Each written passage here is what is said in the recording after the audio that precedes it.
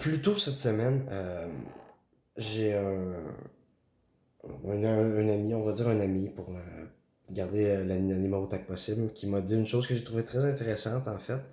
Et c'est, il parlait d'une personne qui connaissait une connaissance qu'il avait, qui était aussi une connaissance quand même amicale, là, qu'il connaissait très bien. Et elle dit, ah ouais, lui il est plein, ses parents, tu sais, il a il a tout ce qu'il lui faut, il manquera jamais de rien. Il a une maudite belle job, une belle blonde. Bref, les choses vont bien pour lui, sans problème. Puis là, il m'a dit tout simplement de manière assez nonchalante, n'importe quand sans hésitation, je changerai de vie avec lui. Et bon, là, la majorité du monde aurait tout simplement rien fait de plus à partir de là, mais j'étais un peu bizarre. Puis j'ai réfléchi à ça, à me dire le concept de se dire qu'on changerait de vie avec quelqu'un. Et là, je me suis rendu compte à quel point notre mental était fort pour nous imaginer des choses. Euh, je me suis dit à quel point tu peux être confiant de savoir ce que cette personne-là vit pour être prêt à changer de vie du jour au lendemain avec cette personne-là.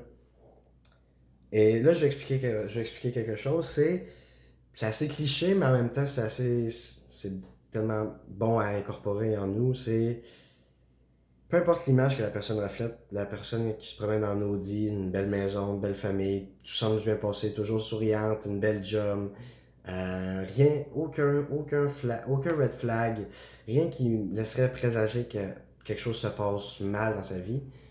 Mais tu sais pas à quel point dans sa tête elle peut peut-être se sentir misérable, cette personne-là. Euh, je sais pas, peut-être que pendant qu'elle conduit son Audi, la seule chose à laquelle elle pense, c'est foncer dans le muret de béton qui tient le pont. Tu sais juste pas ce qui se passe dans sa tête. Euh, tu sais juste pas comment ça se passe chez eux. Tu sais tout simplement pas au plus profond d'eux-mêmes comment ils se sentent. Et malgré l'image que quelqu'un peut projeter, c'est impossible de vraiment savoir ce qui se passe.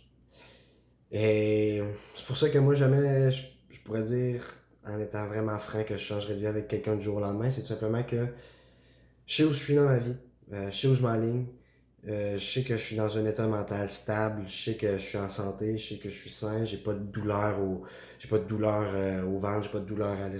douleur au dos, j'ai pas de mal de tête, j'ai pas de problème, j'ai pas de maladie grave. Puis mentalement, tu sais, tout se passe bien, je suis heureux, je progresse, je m'amuse, j'ai beaucoup de choses qui se passent en ce moment, puis la vie est tout simplement belle. Puis même si des personnes même avec des personnes que je suis convaincu qui ont des belles vies, puis qui sont très heureux, puis qui ont plus d'argent, plus de moyens que moi, puis qui sont peut-être plus épanouis que moi aussi, jamais je changerais ma vie contre une personne, simplement parce que tu sais pas à quel point elle peut te dire ou te faire sentir qu'elle est épanouie, te faire sentir bien, te faire sentir beau, bon, et que cette personne-là est belle, bonne, qu'elle a de la bonté en dedans d'elle, puis qu'elle crisse que c'est une bonne personne, puis qu'elle mérite toutes les bonnes choses qui lui arrivent dans sa vie. Mais tu sais pas que peut-être que elle est suicidaire. C'est une maladie mentale. Peu importe ce qu'il peut avoir de beau dans ta vie, ça reste une maladie mentale que tu peux avoir d'être suicidaire. Et si vous parlez avec quelqu'un qui a déjà... euh,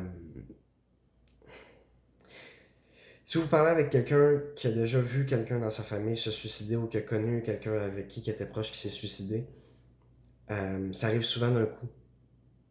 Il s'y attendait pas. Il avait aucune idée que ça pourrait arriver. Il n'y avait rien qui laissait présager ça.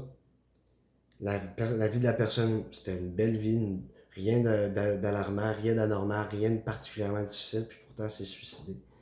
Puis on connaît plein de stars qui ont fait des overdoses ou qui se sont tout simplement suicidés, puis pourtant ils avaient tout.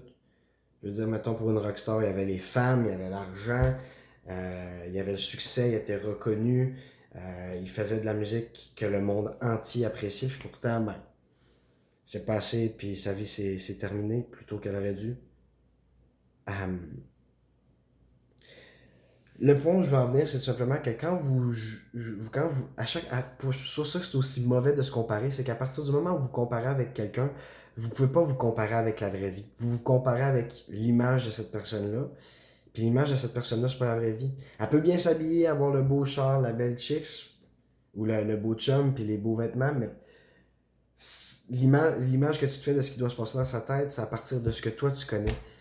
Ça veut pas dire que c'est ça qui se passe dans sa tête. Peut-être que c'est un esti de fucké ou c'est une esti de fucké, puis elle est malheureux ou malheureuse à tous les jours. Tu sais juste pas.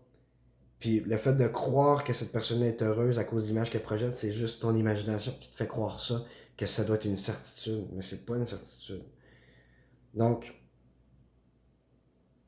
il n'y a aucune valeur dans le fait de se comparer. Appréciez votre vie plus que tout, simplement parce que vous vous connaissez, vous savez où vous en êtes, vous connaissez les prochains pas que vous avez à faire, euh, vous savez à que vous êtes stable ou que vous êtes instable, vous savez qui vous êtes. Donc appréciez ça, parce que c'est une valeur qui est immense.